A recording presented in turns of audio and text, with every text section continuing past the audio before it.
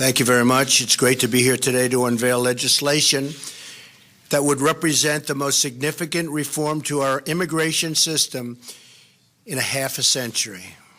I want to thank Senators Tom Cotton and David Perdue for their tremendous work in putting together this historic and very vital proposal.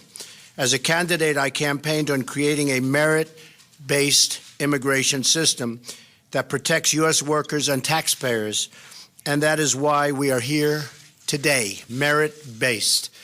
The RAISE Act, R-A-I-S-E, the RAISE Act will reduce poverty, increase wages, and save taxpayers billions and billions of dollars. It will do this by changing the way the United States issues green cards to nationals from other countries. Green cards provide permanent residency, work authorization, and fast track to citizenship. For decades, the United States was operated and has operated a very low-skilled immigration system, issuing record numbers of green cards to low-wage immigrants. This policy has placed substantial pressure on American workers, taxpayers, and community resources. Among those hit the hardest in recent years have been immigrants and, very importantly, minority workers competing for jobs against brand new arrivals. And it has not been fair to our people, to our citizens, to our workers. The RAISE Act ends chain migration and replaces our low-skilled system with a new points-based system for receiving a green card. This competitive application process will favor applicants who can speak English, financially support themselves and their families, and demonstrate skills that will contribute to our economy. The RAISE Act prevents new migrants and new immigrants from collecting welfare and protects U.S. workers from being displaced. And that's a very big thing.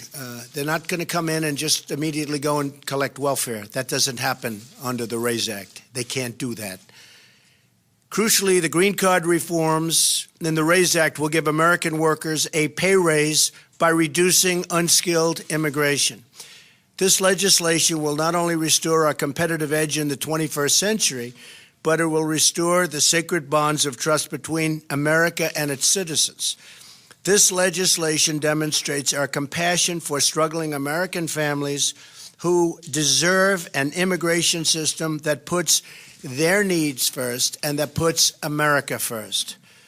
Finally, the reforms in the RAISE Act will help ensure that newcomers to our wonderful country will be assimilated, will succeed, and will achieve the American dream. I'd like now to invite Senator Cotton and Senator Perdue to say a few words. Thank you. Thank you very much. Thank you, Mr. President. I'm very excited to be here with Senator Perdue and President Trump to be introducing the new version of the RAISE Act. Our legal immigration system should accomplish two main goals. One, it should help American workers get a decent pay raise and have a higher standard of living. And two, it should help promote economic growth, make America more competitive in the world. Our current system simply doesn't do that. It's over a half century old. It is an obsolete disaster, and it's time for it to change. So first, we bring over 1 million immigrants into this country a year. That's like adding the population of Montana every single year, adding the population of Arkansas every 3 years. The vast majority of those immigrants come here not because of their English language abilities or their job skills or their job offer or their educational attainment. In fact, only one in 15 out of 1 million new immigrants come here because of their job skills and their ability to succeed in this economy. That means it puts great downward pressure on people who work with their hands and work on their feet. Now, for some people, they may think that that's a symbol of America's virtue and generosity. I think it's a symbol that we're not committed to working class Americans, and we need to change that. Second, we also lose out on the very best talent coming to our country, the most ultra high-skilled immigrants who can come here and bring their entrepreneurial spirit and their innovative capabilities and make a higher wage, create new jobs for other Americans and new immigrants, speak English, and contribute to our economy and stand on their own 2 feet and pay taxes and not receive welfare and not drive down wages for working class Americans. The RAISE Act will change all of that by reorienting our green card system towards people who can speak English, who have high degrees of educational attainment, who have a job offer that pays more than a typical job in their local economy, who are going to create a new business, or who are outstanding in their field around the world. And I'm excited and I look forward to working with Senator Perdue and President Trump to pass this legislation through the Congress and make this kind of very fundamental, sweeping change for the first time in over 50 years to our immigration system. Thank you. Thank you, Tom. Thank you, Mr. President. Good afternoon, everyone. First of all, Mr. President, I want to thank you for your leadership on this immigration topic. I think this is extremely critical for our country. You talked about it often on the campaign trail. You said job one was growing the economy. It's part of why I believe you're standing here and why I'm standing here. You've also said that it's, as a Fortune 500 CEO, I'm the only Fortune 500 CEO in Congress, and I've lived around the world much of my career. And I can tell you nothing that we're going to do right now is more important than this in terms of growing our economy. The reason we need to do this is very simple. Our current system does not work. It keeps America from being competitive, and it does not meet the needs of our economy today.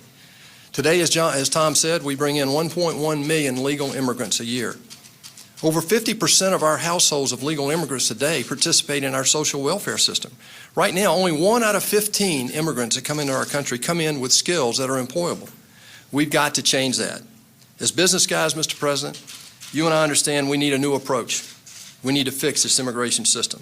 So we took a look at best practices. We looked at countries like Canada, Australia, and others. What we're introducing today is modeled on the current Canadian and Australian systems. It's pro-worker, it's pro-growth, and it's been proven to work. Both have been extremely successful in attracting highly skilled workers to those countries.